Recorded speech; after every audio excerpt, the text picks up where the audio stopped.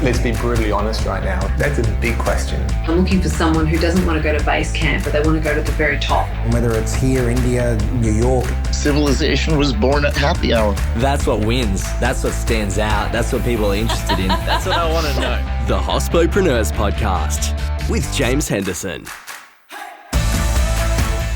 Hello and welcome to episode 142 of the Hospopreneurs Podcast. Co-founder and non-executive chairman of Australia's fifth largest accounting firm, Findex, Terry Paule has a proven track record of building businesses. Over the past 35 years, he's held directorships with various business groups and sporting organisations, but more recently, Terry has established MyCo to focus on investing in startup opportunities in the global food and beverage sector, with a particular emphasis on plant-based food ideas. Volunteering incredible time and resources to philanthropy and mentoring many aspiring entrepreneurs, Terry is an inspiring leader with a wealth of knowledge and experience and a contagious passion for life. So that we can keep the lights on, there's a company I'd like to share with you. It's called Access Collins. They're the only fully integrated end-to-end system on the market for comprehensive booking and event management. Their platform is helping operators increase foot traffic, maximize revenue, tackle no-shows, and save many hours each week through automation. Find out more at bit.ly/hospo-sponsor.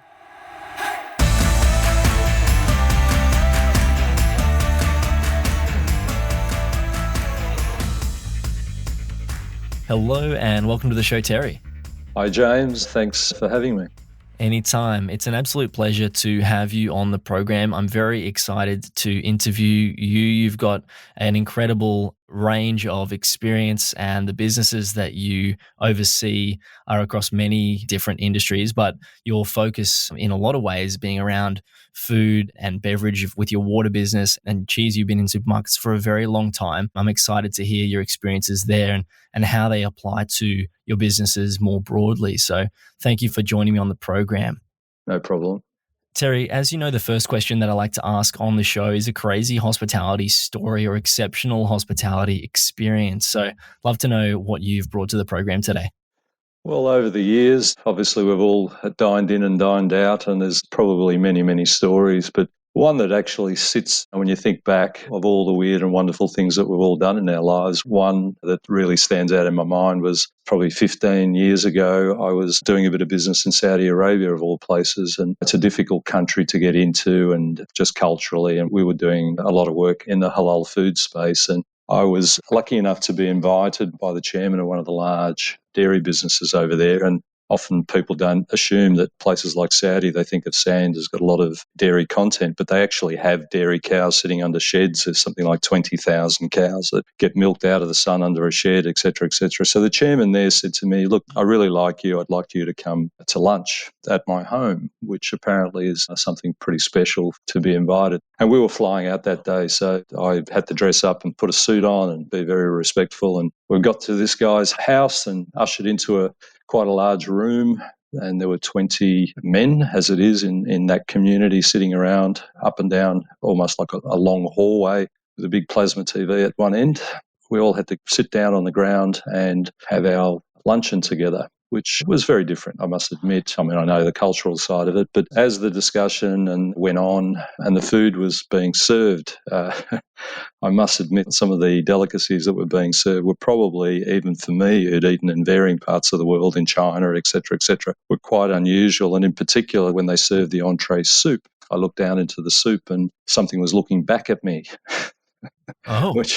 There was an eyeball looking back at me. So I wasn't really so excited to do this. And I was with our export manager, who's an Indian chap, and he's a vegetarian as well. So here we are. And I had adopted at that moment being a vegetarian as well. And he asked me, he said, oh, you're a vegetarian? You didn't tell us. I said, yeah. He said, well, how long have you been a vegetarian? I said, oh, probably not that long. Or, the last 5 minutes or so. So the end of the story is we managed to have a 2-hour lunch and then hop in a car and head off to the airport. And really, I managed to move food around the plate systematically and really didn't partake in a lot of what was there. So probably the most weird and wonderful meal I've ever had. Yeah. So do you know what was in it? There was an eyeball, but what was going on? It would have been the old proverbial gut soup, I suspect, for want of a better way of putting it. And varying cultures, as you know, do it in like a soup or a stew and whatnot. It was already hard enough to be sitting on the ground in my suit and tie, trying to push these things around on a plate. But lovely people, nothing wrong. And culturally, I have many Muslim friends, but it does stand out in my mind as one of the most interesting meals I've ever had. For sure. Or should I say, James, never had. Yeah, because you pushed it around the plate or the bowl. Well, how big was this eyeball? Was it a fish? You're talking about cattle. Are you talking like a huge... I'm talking almost human size, so that's pretty shocking. Gee. All right, I can imagine that would have been confronting, especially being vegetarian too at the time as well. Are you still vegetarian as well, Terry? Technically, these days, I'm a flexitarian, what I like to call a climatarian, which a lot of people don't know what that is, but eating around sustainability, I guess I haven't eaten red meat for probably 2 or 3 years now, but a lot of my meals are, basically plant-based, but not a strict vegan. So we call it flexitarian or climatarian, which you may hear more of in the time to come. Yeah, fantastic. And I'm wondering then, are they behind what drove your interest in BioCheese as well and the work that you do? I mean, did initially with that, I normally ask why you do what you do. I'm going to come back to that question. Just a little bit more around BioCheese first. Yeah, look, plant-based foods was something that we became interested in back at sort of around 2012, 13. I had come out of running a dairy specialty cheese business here in Australia for nearly 13 years. So if we go back sort of to the late 90s, Australians were very interested in Mediterranean lifestyle. That diet was perceived to be healthy, and extra virgin olive oil and Kalamata olives and feta cheese. And we introduced halloumi to Australia. We were the largest manufacturer. I think we were producing something like 60% of halloumi when we exited that business in 2010.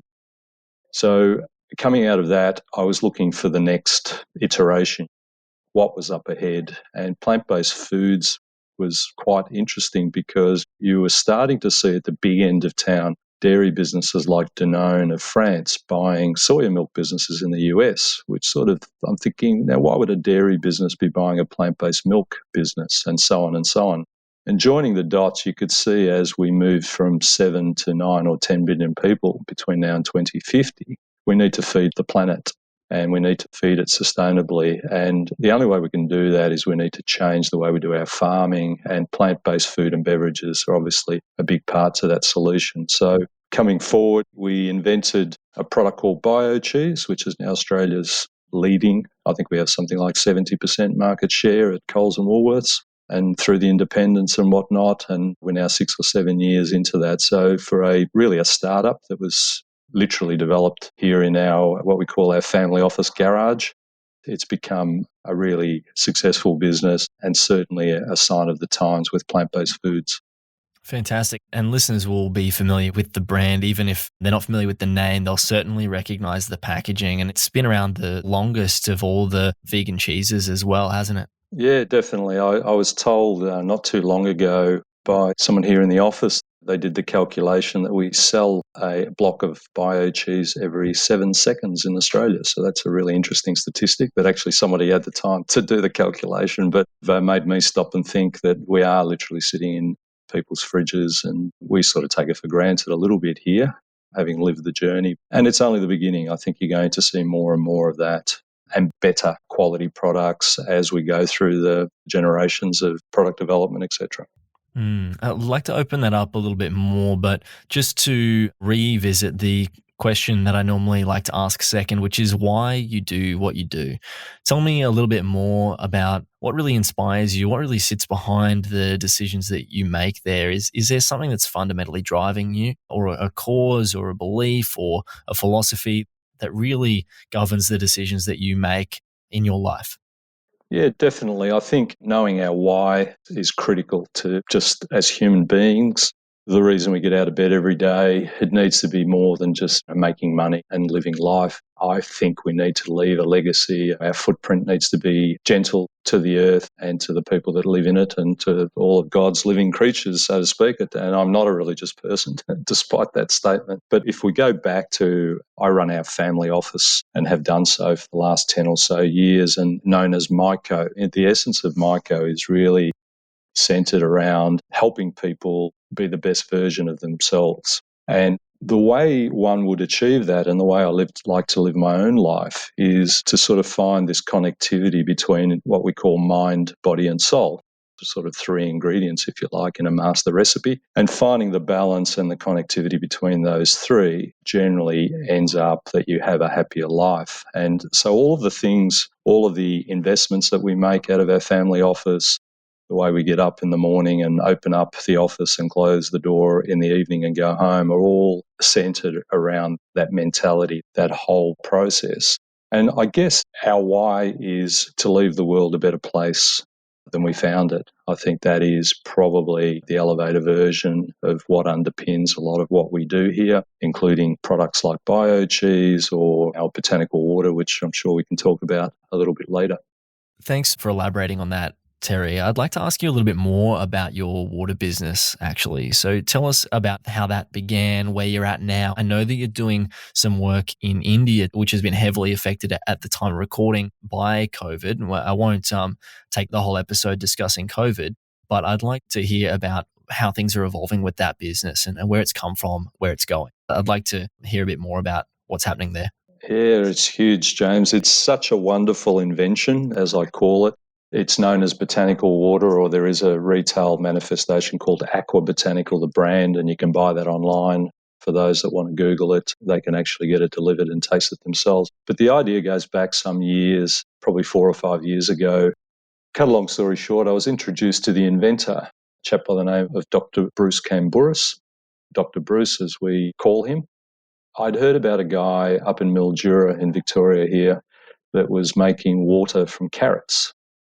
So it really intrigued me, did a bit of desktop research, and the ABC had done a short program on this invention. So I flew up and met with Bruce, and we talked about what the opportunities were there. And then at a point in time, we decided as a family office to invest in the invention with the view to share it, this idea where plants are a natural source of water. So up until Bruce's invention, if you think about it, we really only had two sources of water. You'd have rainwater and surface water, and you'd have aquifer or well water, bore water, groundwater, if you want to call it that.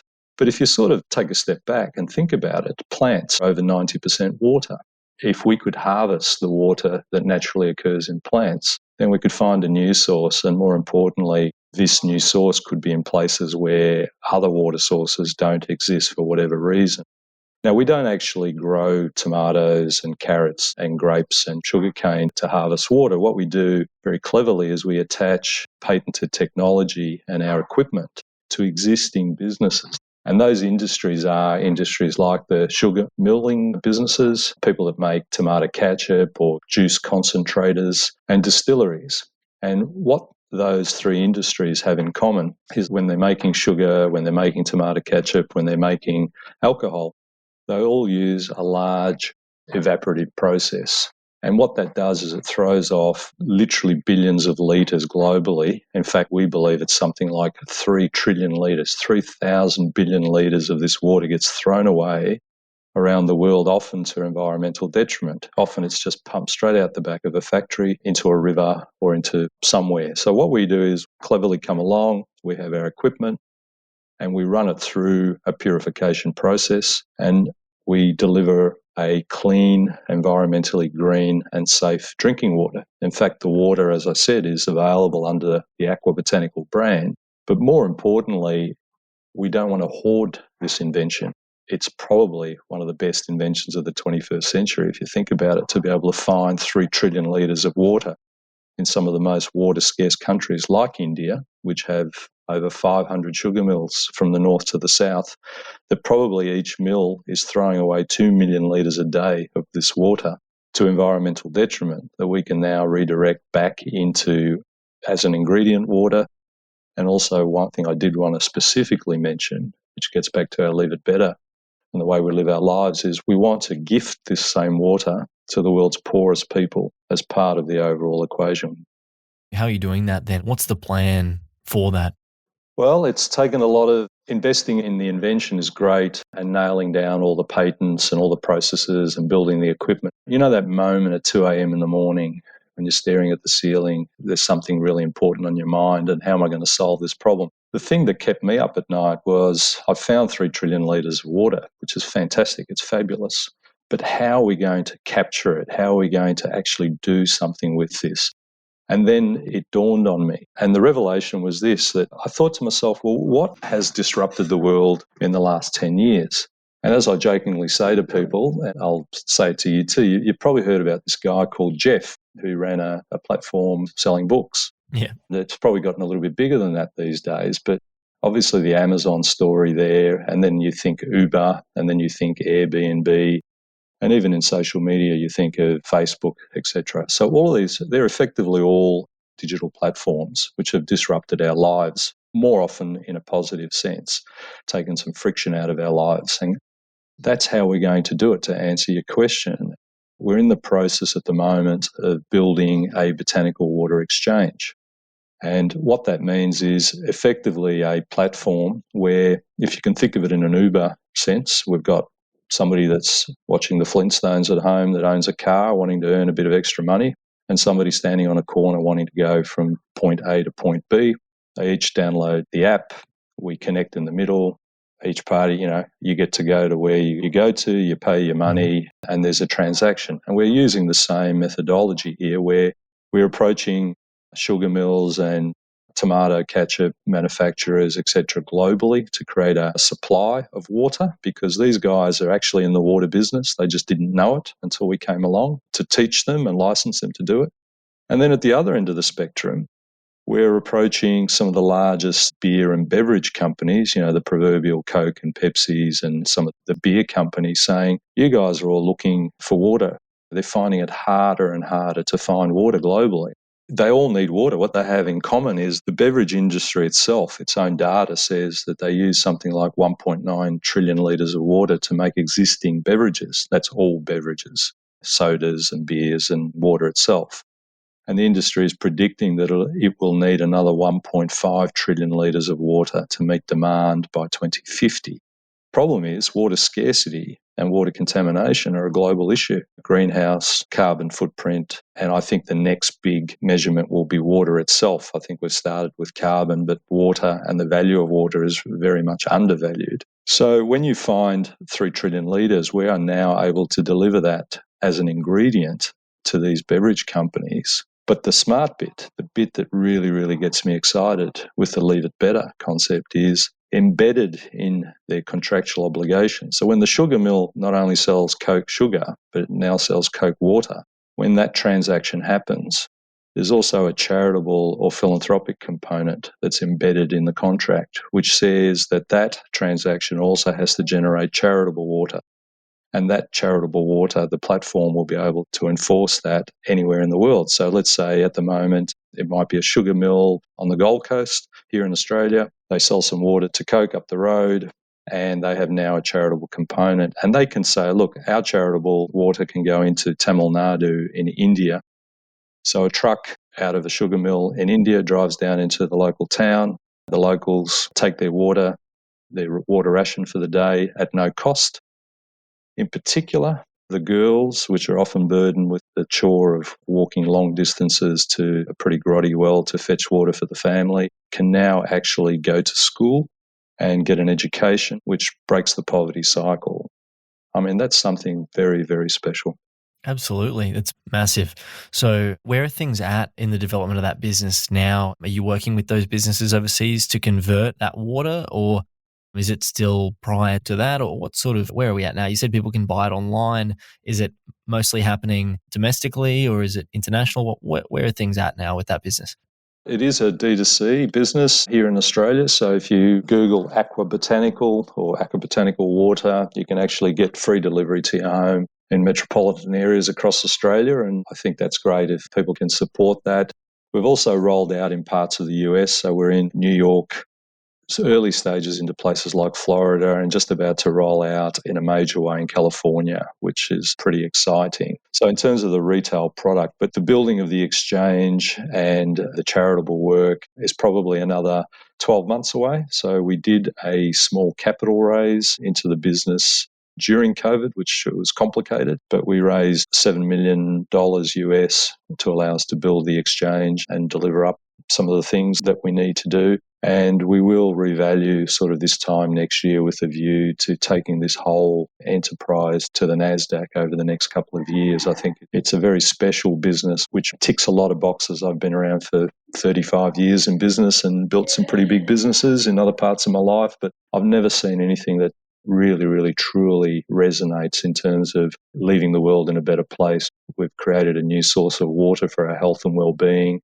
We sell our water only in glass and soon in aluminium cans. So from a recyclable point of view, our goal is to grow the water, harvest it, bottle it and consume it within, in American talk, a 200-mile radius. So if you're drinking Italian aquifer water, the San Pellegrinos or glacial Voss water or Fiji water, then you're out of date. Your use by is certainly gone. I like to quote this specifically. Sustainability is the new digital. I remember in the late 80s when we sort of embarked on a digital process in those days. Everything was paper driven and, we're all buying early stage mobile phones and fax machines. And 30 or 5 years later, here we are on a digital call, Zooming and Teamsing and doing all sorts of things. Now, sustainability is at the early stages of that. So ESG, the environment, social governance issues, all under the banner of sustainability. Those that don't embrace that don't embed that in their businesses and in their lifestyles, it'll be like asking people in the modern age now to go back to paper-driven practices. I mean, would you go back to a filing cabinet or a message? Would you get rid of your iPhone? You wouldn't. And for those that aren't seeing the future in terms of sustainability, they will be dinosaurs. You make some excellent points there, Terry, and there's a lot in your answer. I'd like to elaborate a little bit more on, because we haven't addressed what it is that you do now. It is quite complex, but in the way that you oversee things, could you describe to listeners the sort of work that you do now? And you mentioned some of the other businesses. You didn't mention them specifically, that you had built other businesses. Can you draw us a distinction between the work that you did previously and then came into doing what you do now and what that looks like? It's a complicated yet happy life, James. So there's a lot on. And, there's an old adage that says, if you want something done, give it to a busy person. So we actually, when you sit back sometimes at the end of the day, you think lots gets done. And that business still exists, is actually in financial services. So I cut my teeth along with my brother. We started a little startup on my dining room table back in 1987 called Findex, which is a financial services business. It's a financial index of services. And that's now obviously the co-founder and chairman of that business, but non-executive.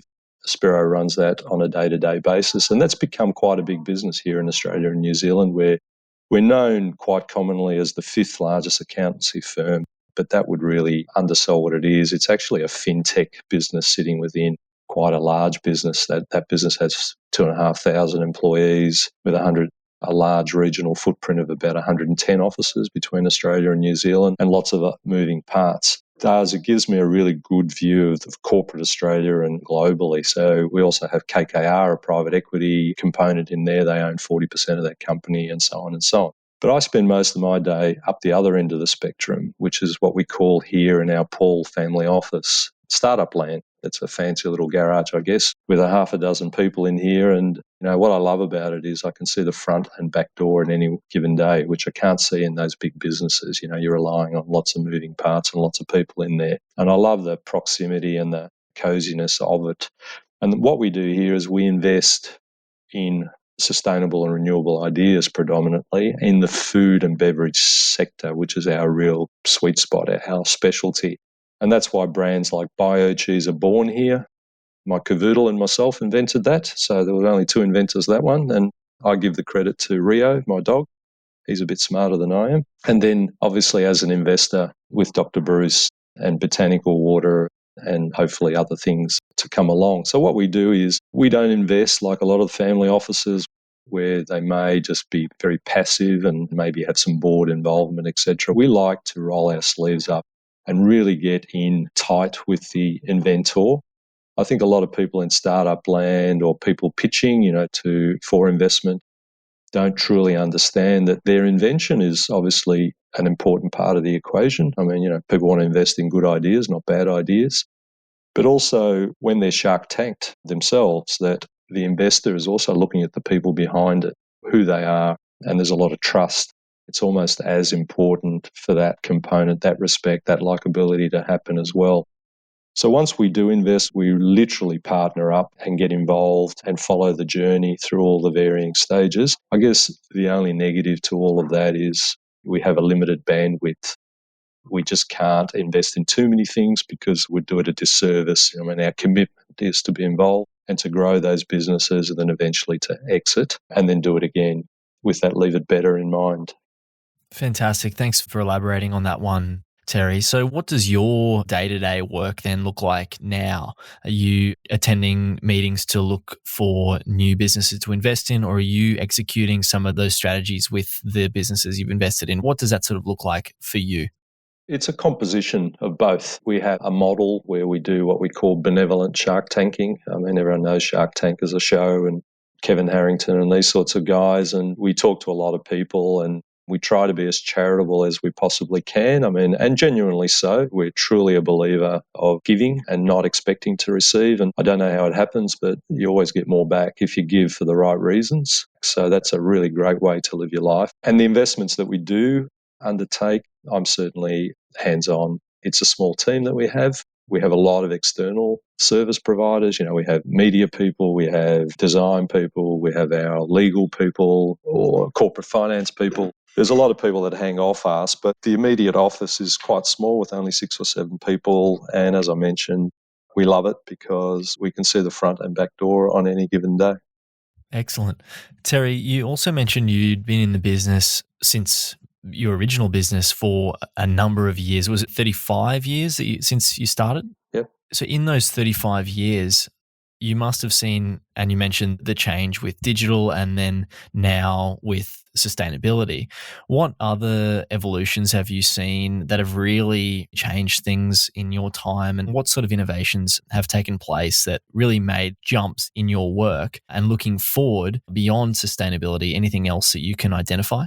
Everyone knows sort of what's changed their lives. We mentioned digital technology, obviously, as one of those things like pandemics have had a lot of unintended consequences. Everyone jumps on Zoom and Teams and whatever other technology these days, and it has actually saved us time. And the way I like to explain that, we were always going to get there. This evolution, if you like, was always happening around us. But I guess COVID has pushed us to 2030. It's sort of pushed us a decade forward through necessity. I guess the biggest innovation has been technology itself. And I think there's a long way to go. I think it's still embryonic. There's just so much happening around us. Most of it is positive. I sometimes feel that the regulators and governments and other things, if you look at Bitcoin, for example, or even blockchain, I've been talking about blockchain for some years now, trying to explain what it is to people. And I suspect a lot of people, even on this call, when they pick up the paper every day and read about blockchain and Bitcoin, they still don't know what the hell it is. It's not that complicated. And it reminds me of, we adopted tech back in the late 80s. We were embracing CRMs and reading books which are old school now, like the E-Myth and Built to Last and Good to Great in the early 90s, and digitizing our businesses and our lives all the way through that. My grandmother was born at a time when electricity was something new. The electric light. Everyone talked about the electric light and then possibly electricity. Now no one talks about electricity. It's just assumed there is electricity. When technology moved to Wi-Fi and iPhones and whatnot, we still talk about it. We still possibly talk about internet and connectivity. But grandkids or young kids just assume there is Wi-Fi. They don't have it as a concept of something new because they were born into it. So as they grow, as our Gen Zs and millennials move along the chain and there's a transfer of wealth, that's probably the main thing that I've seen in my 35 years that's brought all the other bits together. That's sort of the common denominator that's brought in all of the other change. It's made everyone sort of 2 degrees of separation. And the pandemic itself has done that. I was reading something this morning just to finish up, which sort of resonated with me, that the way we view sustainability and all the UN goals and greenhouse and carbon footprint and water scarcity, all of these problems, we sort of view them as we're a clean fish in a dirty pond, is what this article was saying. And I thought that's exactly how it is, that we all just worry about it in our own backyard. We're the clean fish and the pond is dirty. Well, let me tell you, we need to clean up the pond. Otherwise, plan B is not very good. And technology is what can pull all of that together. That's what gives us the ability to communicate and share globally across cultures, across territorial boundaries, across all of that type of stuff, currencies. We are immediate. That also has its negatives, obviously. It's hard to switch off when you've got the world's problems on your shoulders. But unless we work together, locking down countries proved that there is greenhouse. The Himalayas could be seen in India, and dolphins were reappearing in Venice, and so many other good things were happening around us as living proof that if we can all work together, we can solve some of these problems for generations to come and clean up that proverbial pond.